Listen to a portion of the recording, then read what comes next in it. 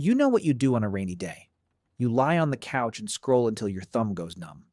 Ancient humans did not have that option, and instead of losing their minds, some of them apparently invented entire art movements. Let's talk about what actually happened when a week of nonstop rain trapped a group of ancient humans inside a cave with nothing but rocks, sticks, and each other. And before you picture this as just, they sat around bored, the end, nope. Getting stuck indoors for extended stretches may have genuinely shaped human creativity, art, and social bonding in ways that still affect us today. This is a real, actively studied area of archaeology, not just a cute theory. Let's actually break down what forced downtime looked like tens of thousands of years ago. Quick thing before we dive in. If you're new here, we cover ancient history and human origins like this every week. Real research, zero boring textbook energy. Hit follow now so you don't miss the next one. So first, let's set the scene properly. Ancient humans, especially groups living in regions with genuinely unpredictable weather, didn't just wander around exposed to the elements hoping for the best. Archaeologists have found that caves and natural rock shelters were specifically valued as reliable protection from rain and snow. A solid stone roof over your head that no amount of bad weather could get through. And it wasn't necessarily a permanent home situation either. A lot of evidence actually points to ancient humans being pretty mobile, moving between open-air camps near rivers and lakes, and retreating to caves or rock shelters specifically when conditions outside got genuinely rough. So picture this. You're part of a group.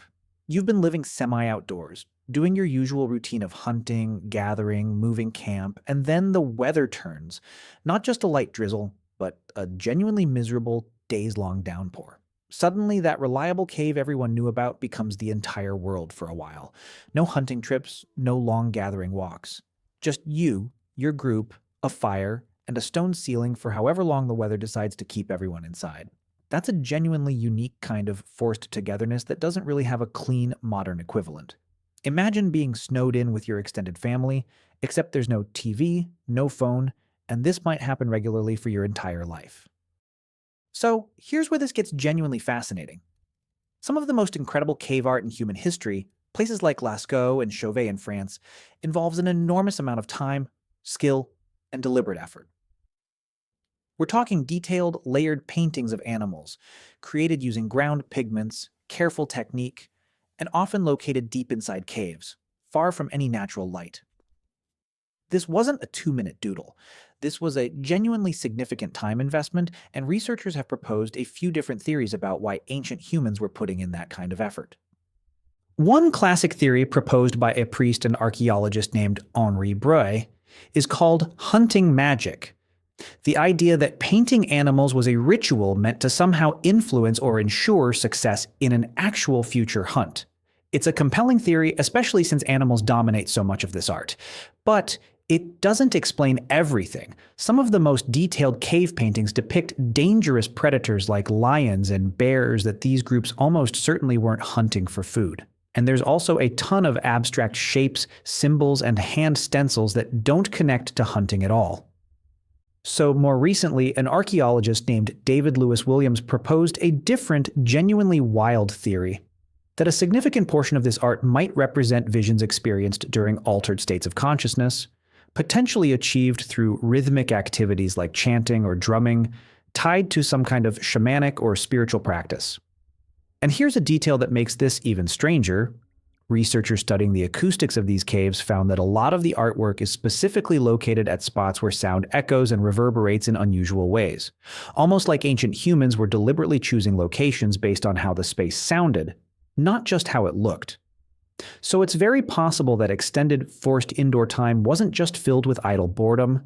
It may have directly produced ritual, performance, sound, and some of the earliest deliberate artistic expression in our entire species' history. Okay, so art was one rainy day activity. But painting an entire cave wall takes serious commitment.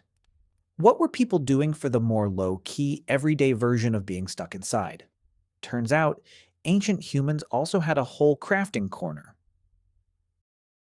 So beyond big, dramatic cave art, forced downtime was also almost certainly filled with more everyday practical crafting. Because when you're not out hunting or gathering, tool maintenance becomes a genuinely great use of time. Sharpening blades, repairing damaged tools, preparing new ones for the next trip out, all of that low stakes, repetitive work is exactly the kind of task that fits perfectly into a stretch of enforced indoor time. But here's the detail that genuinely surprised researchers. Ancient humans weren't just making purely functional stuff either. At a site called Blombos Cave in South Africa, archaeologists found deliberately shaped and pierced shell beads, along with pieces of ochre engraved with abstract geometric patterns, dated to around 100,000 years ago. These aren't tools. They don't help you hunt or cut anything. They appear to be purely decorative, symbolic objects, jewelry, essentially, made an almost unbelievably long time ago, requiring real-time patience and fine motor skill to produce. So think about what that actually implies. Someone 100,000 years ago had enough spare time and mental bandwidth, likely during exactly this kind of enforced indoor stretch, to sit down and carefully drill a tiny hole through a shell, purely to make it look nice. That is genuinely one of the earliest known examples of deliberate, symbolic self-expression in the entire archaeological record, and there's a real chance it happened specifically because a group was stuck inside with time on their hands and nothing urgent demanding their attention. So art, tools, and jewelry all covered. But there's one more rainy day activity that almost certainly happened constantly during these stretches. And it might be the most relatable one of all. So here's the piece that ties everything else in this video together. All of that extended indoor time, trapped together with nothing urgent to do, was almost certainly filled with an enormous amount of talking, storytelling, and social bonding. Researchers studying modern hunter-gatherer groups have found that a huge portion of evening and downtime conversation isn't practical information at all.